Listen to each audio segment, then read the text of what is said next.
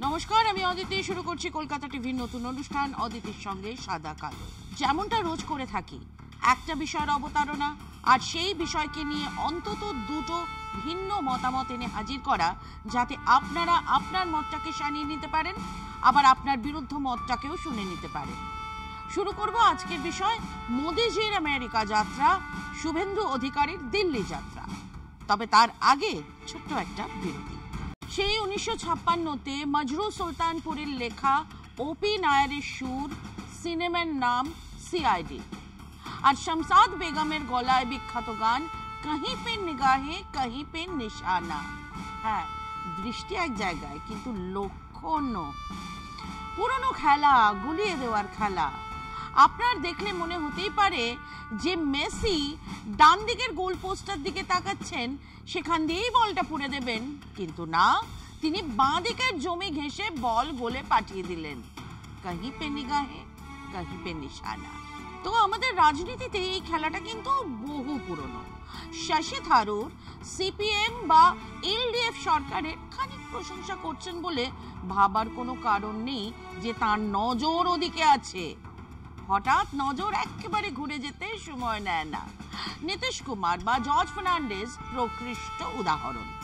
জনসংঘ আর RSS এর দ্বৈত সদস্যপদ নিয়ে সব থেকে উল্লেখযোগ্য বক্তৃতা দেওয়ার পরে অনায়াসে জর্জ চলে গিয়েছিলেন বিজেপির দিকে। কেউ বোঝার আগেই পাল্টে খেয়ে যান পল্টু কুমার, নীতিশ বাবু। তো সেরকমই আজ দুজনের কথা বলবো। প্রথমেই আমাদের দেশের প্রধান সেবকের কথা। তিনি তো দেশ সেবার কথা বলতে বলতে ঘুম থেকে ওঠেন আর একই কথা বলতে বলতে ঘুমিয়ে পড়েন। সেই তিনি আমেরিকা যাচ্ছেন। কি নিয়ে কথা হবে? পিচ মোড়া করে পাঠানো হচ্ছে ভারতীয়দের, হোক না অবৈধ অভিবাসন, তা বলে মানবাধিকার লঙ্ঘন করা হবে? আমরা ভেবেছিলাম মোদিজি সেটা নিয়ে কথা বলবেন, কারণ তার ছাতি 56 ইঞ্চি। আমাদের দেশ কেন এত শুল্ক বসায়, কেন এই আমদানি শুল্ক দিতে হবে, এসব প্রশ্ন ডোনাল্ড ট্রাম্পের জন্য, যার জন্য তিনি স্লোগান দিয়েছিলেন আব কি বার ট্রাম্প সরকার। তো সেসব প্রশ্নের জবাবে কি বলেছেন? যে কেন আমাদের দেশের ব্যবসার এই সংরক্ষণ দরকার আছে, বলতে পেরেছেন? বলেননি। আসলে ওই আমেরিকা যাত্রা দেশের সঙ্গে চুক্তির, দেশের ব্যবসা বাণিজ্যের, দেশের বিজ্ঞান প্রযুক্তির জন্য এমনটা বলা হলেও আসল লক্ষ্য তো ছিল আলাদা। এবং দেখুন, এমনকি আমাদের ওষুধ রপ্তানির ওপরে 25% শুল্ক বসিয়েছে আমেরিকা, তারপরেও ওই 56 ইঞ্চির মুখে কোনো কথা নেই, কারণ আসল লক্ষ্য ছিল আদানির জেল খালাস। হ্যাঁ, সেই কাজটা কিন্তু ট্রাম্প সাহেব করে দিয়েছেন, জানিয়ে দিয়েছেন যে ওই করাপ্ট প্র্যাকটিসেস আইন আপাতত স্থগিত থাকলো। মুখে বুকনে যাই থাকুক না কেন, আদতে লক্ষ্য একেবারে সাফ, বোঝাই যাচ্ছে। আসল যে কারণে যাওয়া তাতে একেবারে 10-এ 10। আদানি সাহেব আরো একটা নিউজ চ্যানেল কিনে উপহার দেওয়ার জন্য বসে আছেন। নিশ্চিত জেল আর জরিমানার বদলে বেকসুর খালাস, কারণ আইন স্থগিত। একেই বলে কहीं पे निगाहे कहीं पे निशाना। সময় আরো একটা বিরতি।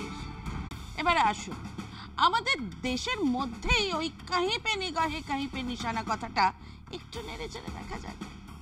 মনে আছে সেই 2016 রাজ্য বিধানসভা নির্বাচন, তখন কৈলাস বিজয়বর্গীয় ছিলেন এ রাজ্যে বিজেপির পথপ্রদর্শক। মনে আছে বিজেপির রাজ্য দপ্তর মুরলীধর লেনে সাংবাদিকদের বসিয়ে ভিডিওতে দেখানো হয়েছিল তৃণমূল নেতাদের টাকা নেওয়ার ছবি। প্রায় প্রতিটা জনসভাতে কৈলাস বিজয়বর্গীয় এবং অন্যান্যরা চিৎকার করতেন, ভাগ শুভেন্দু ভাগ, ভাগ মুকুল ভাগ। তারপর ক্রমশ ইডি আর সিবিআই এর হাত বাড়ানো শুরু হলো এবং নিজেদের উচ্চাকাঙ্ক্ষা দুই মিলিয়ে আমাদের কাঠির খোকাবাবু দল বদলিয়ে হঠাৎই এক কট্টর হিন্দু হয়ে পড়লেন। সেই कहीं पे निगाहे कहीं पे निशाना। তারপর মন্দ নয়, মুখ্যমন্ত্রী নয় তো বিধানসভায় বিরোধী দলনেতা, কম কি?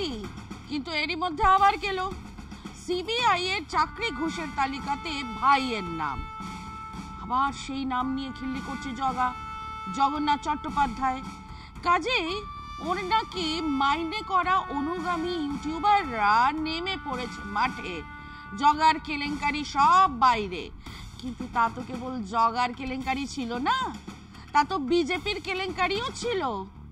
আবার ওই মাধ্যম কমিউনিকেশন যেখানে টাকা গিয়েছিল তার সঙ্গে নাকি আরএসএস এরও আবার দারুণ সম্পর্ক। কাজেই ওই ইউটিউবারদের দেওয়া তথ্যে কাদা ছড়ানো সর্বত্র।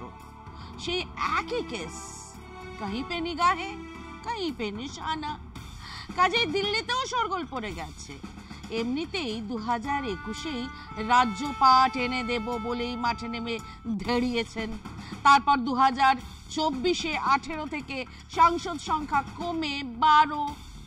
কাজেই কাঁথির এই খোকা বাবুকে নিয়ে বেশ অস্বস্তিতেই আছেন দিল্লির নেতারা। তারাই জরুরি তলব করে এসেছিলেন।